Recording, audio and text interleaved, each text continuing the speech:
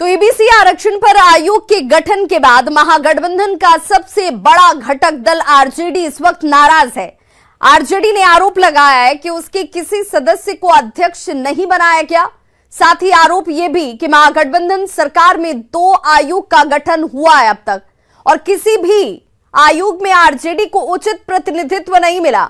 RJD के नेता से पार्टी के सीनियर नेताओं से बताने की बात कही जा रही है कि आरजेडी के ये नेता अब सीनियर लीडरशिप से इस बात को जरूर रखते हुए नजर आएंगे। हाँ, कार्यकर्ता होने के नाते मैं कह सकता हूं कि कार्यकर्ताओं की अपेक्षा रहती है कि जब एक बड़ा दल राष्ट्रीय जनता दल इस सरकार में है तो राष्ट्रीय जनता दल के जो सदस्य होते हैं, जो कार्यकर्ता होते हैं, उनको अध्यक्ष बनने की गुंजाइश थी। अब अनुसूचित जनजाति आयोग में जब अध्यक्ष बन चुके थे, ये अपने घर के पास सिर्फ देसी मुर्गियों को पाल कर हर साल 6 लाख कमा रहे हैं। आप भी ये करना चाहते हो तो फ्रीडम ऐप को अभी डाउनलोड कीजिए।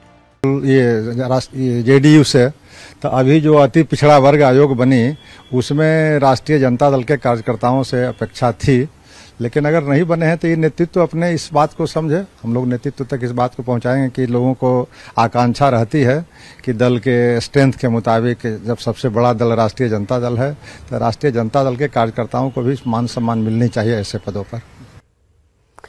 और चलिए अब जानते हैं कि अति पिछड़ा आयोग से अध्यक्ष और मेंबर में कौन कौन से लोग हैं और किस पार्टी से इनका ताल्लुक है। नवीन कुमार आर्य आयोग के अध्यक्ष बनाए गए हैं। वो जेडीयू नेता हैं और पटना विश्वविद्यालय में प्रोफेसर भी हैं। अरविंद निषाद आयोग के सदस्य बनाए गए हैं। वो जेडीयू के प्रवक्ता और पटना विश्वविद्यालय के सीनेट और सिंडिकेट के मेंबर रह चुके हैं। ज्ञानचंद पटेल आयोग के सदस्य बनाए गए हैं। वो जेडीयू नेता हैं और मुंगेर जिला जेडीयू के पूर्व अध्यक्ष रह चुके हैं। वहीं तारकेश्वर ठाकुर आयोग के सदस्य बनाए गए हैं। ये आरजेडी से ताल्लुक रखते हैं, आरजेडी नेता हैं और कटिहार के जिला अध्यक्ष रह चुके हैं। विनोद भगत भी आयोग के सदस्य बनाए गए हैं। वो आरजेडी नेता हैं और सिंगवाड़ा प्रखंड के पूर्व अध्यक्ष रह चुके हैं। तो ये वो तमाम नाम हैं जिन्हें आयोग में शामिल किया गया है। सरकार को क्यों ये आयोग बनाना पड़ा, ये भी जरा जान लीजिए। निकाय चुनाव में ईबीसी आरक्षण पर हाईकोर्ट ने सरकार को झटका दिया था।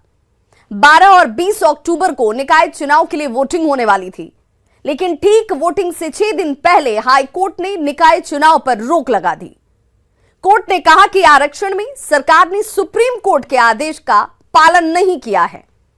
हाईकोर्ट ने यह भी कहा कि सरकार सुप्रीम कोर्ट के ट्रिपल टेस्ट में फेल हो गई है। कोर्ट ने यहां तक कहा कि बिना टेस्ट दिए सरकार निकाय चुनाव कराना चाहती है। ईबीसी आरक्षण के आधार पर सरकार ने अखबार के एक आर्टिकल को जरूर दिखाया। हाईकोर्ट ने बिना ट्रिपल टेस्ट पास किए चुनाव में आरक्षण को खारिज कर दिया। हाईकोर्ट से झटका लगने के बाद बिहार सरकार ने सुप्रीम कोर्ट जाने का फैसला कर लिया और फिर बिहार सरकार ने हाईकोर्ट में पुनर्विचार याचिका दाखिल की। हालांकि इस याचिका की सुनवाई के दौरान सरकार ने याचिका को वापस भी ले लिया। सरकार ने आयोग का गठन करते हुए कोर्ट से याचिका वापस ली है, जिस आयोग को लेकर इस वक्त यह कहा जा रहा है कि इसमें सभी राजनीतिक लोग जुड़े हुए हैं। आम लोगों की सहभागिता नहीं है, वैसे लोगों की सहभागिता नहीं है जो कानून के जानकार है, यानी सिटिंग जज इसमें क्यों नहीं है। पिछड़ा आयोग पर राजनीति क्यों हो रही है, यह भी जान लीजिए। निकाय चुनाव में आरक्षण पर सरकार ने शॉर्टकट रुख अपनाया और इस शॉर्टकट रूट की वजह से ही इस पर सियासत हुई। सरकार बिना ट्रिपल टेस्ट पास किए हुए ईबीसी आरक्षण देती नजर आई। सुप्रीम कोर्ट के आदेश के बाद ऐसा करना घातक था। इसके बावजूद सरकार ने निकाय चुनाव का ऐलान कर दिया। मामला जब हाईकोर्ट पहुंचा तो कोर्ट ने सरकार से सवाल पूछा। कोर्ट ने पूछा कि ईबीसी आरक्षण का आधार आखिर क्या है आपका? क्या सरकार की ओर से कोई आयोग बनाया गया है? सवाल पर सरकार ने अखबार के एक आर्टिकल का हवाला जरूर दिया। मतदान से ठीक पहले कोर्ट ने इस चुनाव पर रोक लगा दी। बीजेपी ने सरकार की मंशा पर सवाल उठाए। बिना आयोग बनाए चुनाव कराने पर बीजेपी की तरफ से सवाल रखे गए। पिछड़ा वर्ग को वोट बैंक की तरह इस्तेमाल करने का आरोप भी लगाया गया। आयोग के गठन पर जेडीयू और कांग्रेस ने क्या कहा है ये भी जानना जरूरी है। इनका यह मत है कि सरकार ने पिछड़ों के प्रति अपना वादा जो किया था उस वादे को वो निभा रही है और इसीलिए सब कुछ ठीक ठाक है। नीतीश कुमार जी के नेतृत्व में चल रही सरकार ने हमेशा इस बात को साबित किया है कि सरकार पिछड़ों अति पिछड़ों की हिमायती है। कोई भी निर्णय, कोई भी फैसला हमेशा उनके हक को ध्यान में रखकर ही लिया जाता है। निकाय चुनाव के मसले में भी सरकार की हमेशा मंशा रही है कि रास्ता निकले, और अब जब रास्ता निकलता हुआ दिखाई पड़ रहा है तो विपक्ष के लोगों के पेट में दर्द हो रहा है। बिहार की सरकार तो बिल्कुल फ्रंट फुट पे आते हुए सुप्रीम कोर्ट के सुप्रीम निर्देश और आदेश का पालन कर रही है। सुप्रीम कोर्ट ने कहा आयोग का गठन करें, ट्रिपल टेस्ट की प्रक्रिया से गुजरें, फिर चुनाव करवाएं।